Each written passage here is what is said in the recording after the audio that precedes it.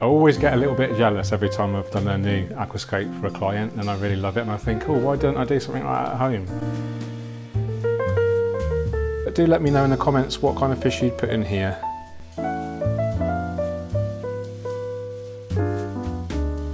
Hi everyone, George here. Very excited today. Brand new install in this 90cm rimless tank. This is for my new friend Chris. His wife actually reached out and asked basically how could she book a day of scaping with Chris. So long story short, I'm here to scape this tank with Chris today. So we've got some beautiful hardscape here. We're going to go to Crowder's Aquatics, which is Chris's local store, to get some more hardscape. We've got some soil, we've got some sand, we've got some epic plants from Aquarium Gardens, about 35 pots. We've got even more mature plants already from Chris's existing setup. So I don't think we'll use any of these, but we'll probably use some crypts, some stems. Beautiful fish, by the way. Chindongo-Saluzzi. Yeah. So the tank itself, this is from a new brand I've never heard of, OASE Aquarium. Rimless tank, low iron. We've got Chihiros, what's the brand? What's the net? WRGB2. The Chihiros WRGB2, which you can control with an app on your phone. Yeah. Wi-Fi. And you can control spectrum and ramp up, ramp down, photo period, all that good stuff. Awesome. Filtration wise, we're going to be using a mature filter from this one. Yeah. So BioMaster 600. Have you got glassware? I've got.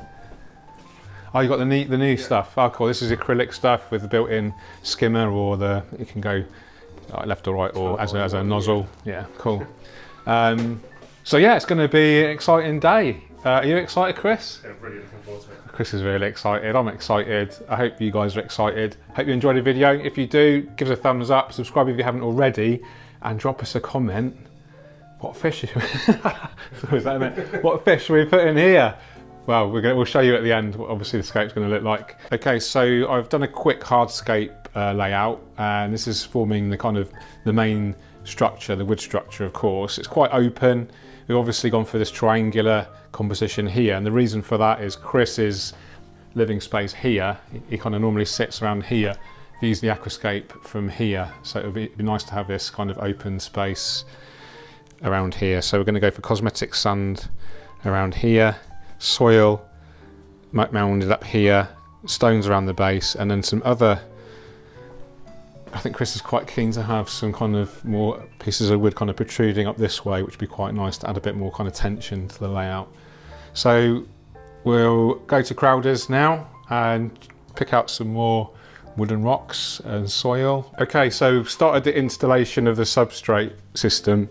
This is called Alpha Grog. It's basically a huge biomedia used for filtration, but we can use it as a bulking agent for the Sorry about that. We can use it as a bulking agent for the substrate. So instead of using a lot of soil to get the depth that we want, we can use something like this. It's inert, it's going to colonize with bacteria, so it's actually beneficial to the whole system, and it's relatively inexpensive.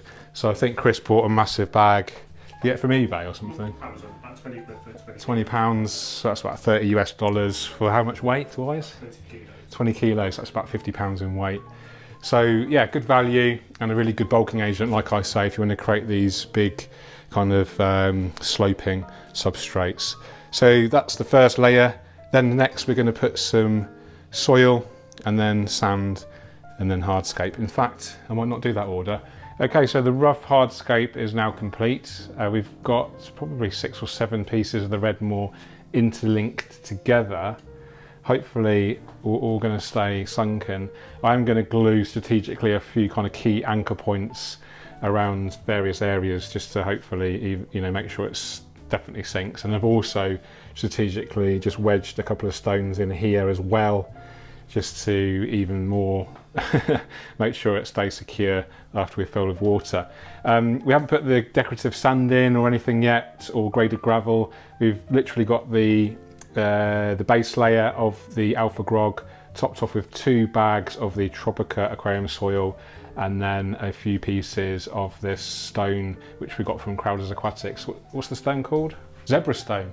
Zebra stone. So next I am going to think about planting. Do is leave the decorative sand right to the end, because through the action of planting, it's just going to spill all the soil all over the sand. So if we do all the planting first, then we can do the cosmetic sand stuff right at the end and make it look nice and pretty.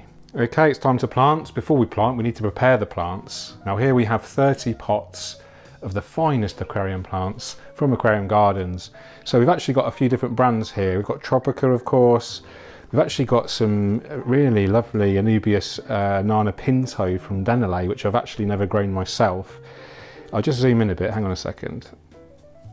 So you can see really interesting leaf. It's like a cultivar, almost like a mutated species, I guess, which has a distinct lack of chlorophyll, which is why it's got this white pattern on the leaves. Interesting to see this all grow in the long term. Let me know in the comments, what do you think to Anubias Nana Pinto? Is it something that you would like to grow? I thought I'd use this for Chris. There's another couple of novelty plants in here as well, which we don't often see. Where are we? Schismatoglottis praetoi here. This is an interesting plant. This can be grown as an epiphyte or as a rosette plant planted in the substrate. Very similar kind of texture to Anubias. It's like a cross between an Anubias and a Bucephalandra, but with slightly kind of thicker leaves. But yeah, really interesting, relatively easy, so that would be cool to use. And we have, I did get some Crypt Flamingo. Did you see that, Chris? Did you see what I got for you? Did I put it in? Oh, I did not put it in the end. Oh, this is what you could have won. Oh no. Oh no, I did. Yes. Yes. There we go. So this will actually go pink. Oh wow. So we need to position that, carefully in the scape because it's going to stand out quite significantly. So we'll prepare all these now, 30 pots altogether, including the Tropica 1-2 grow. We'll talk about all the individual species later on. So next we're going to glue strategically some pieces of wood together to some rocks, just to make sure it all stays nice and secure. So for instance, this one here, you can see is really loose and going to flap around.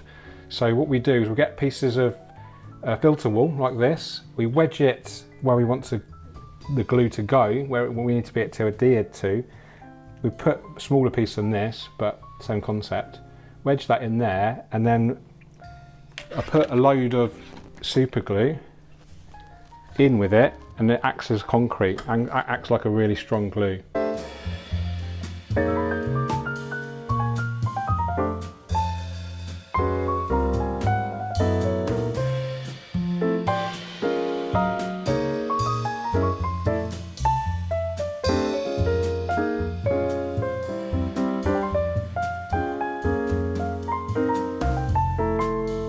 We're fully planted, the substrate's in.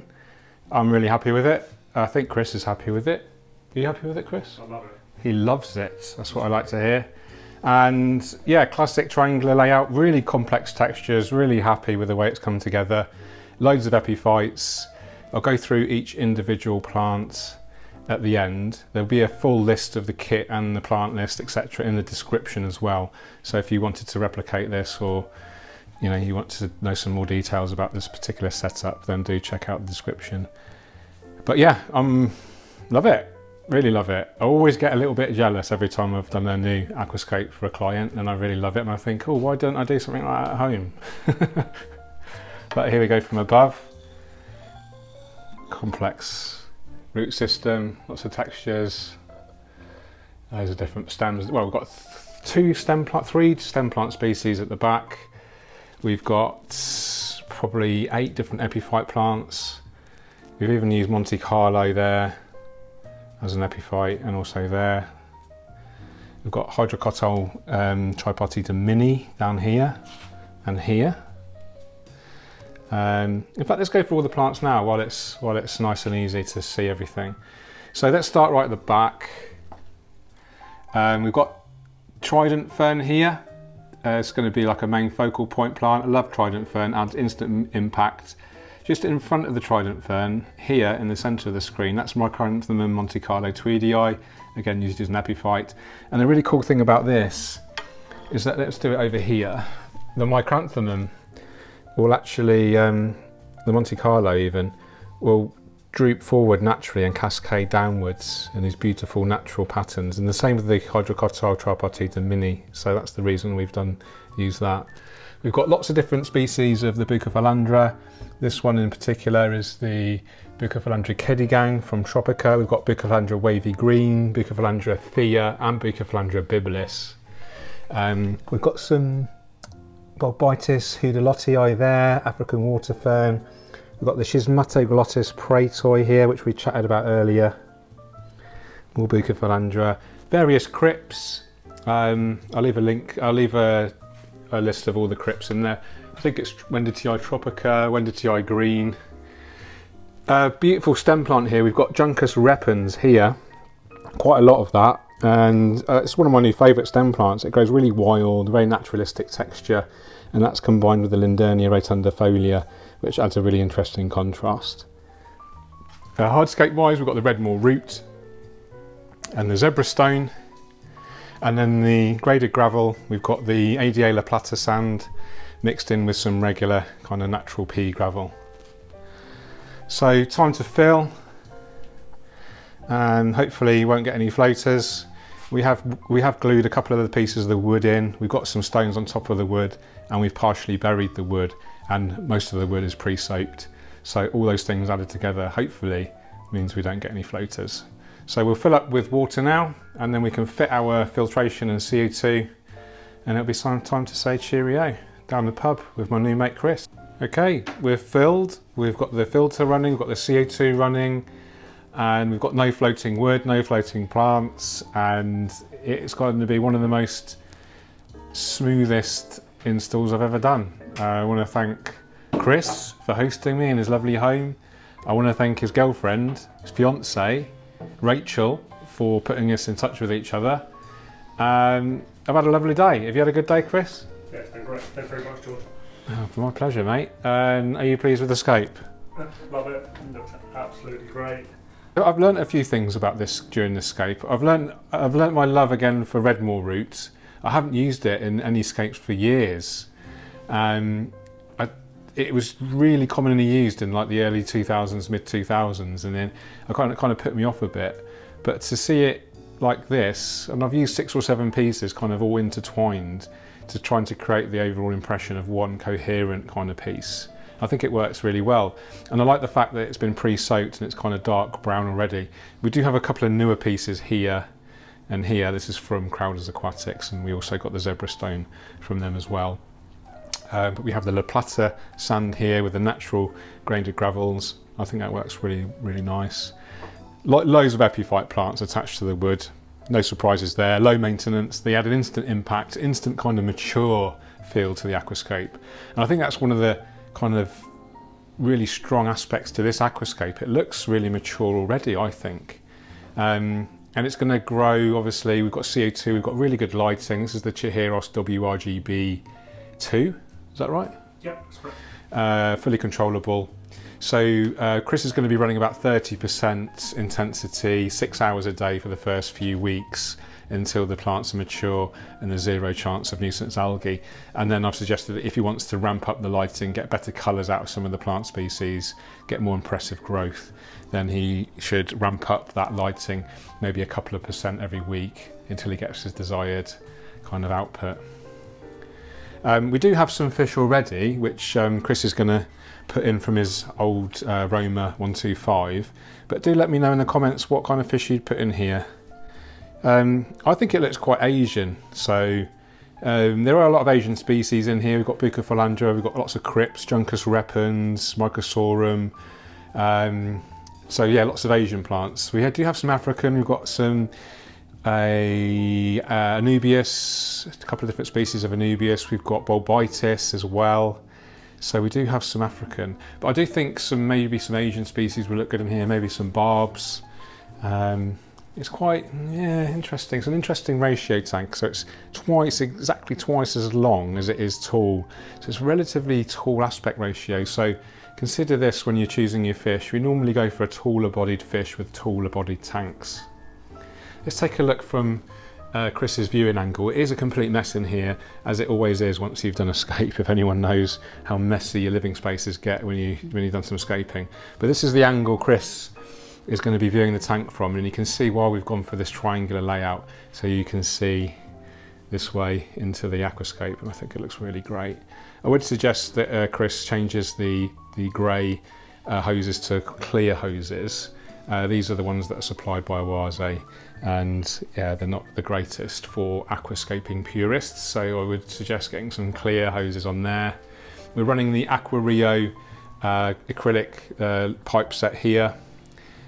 The tank itself is from OASE Aquarium. Not heard of these guys before. It's a nice tank, but there are some limitations I would suggest in the detailing. So where this glass meets here, you can see there's an actual gap there, which isn't so impressive. And the silicone work itself isn't the neatest I've seen. But it is a lovely tank, and I'm sure Chris is going to enjoy it for many years to come. Inside the cabinet, can we just put the lights on?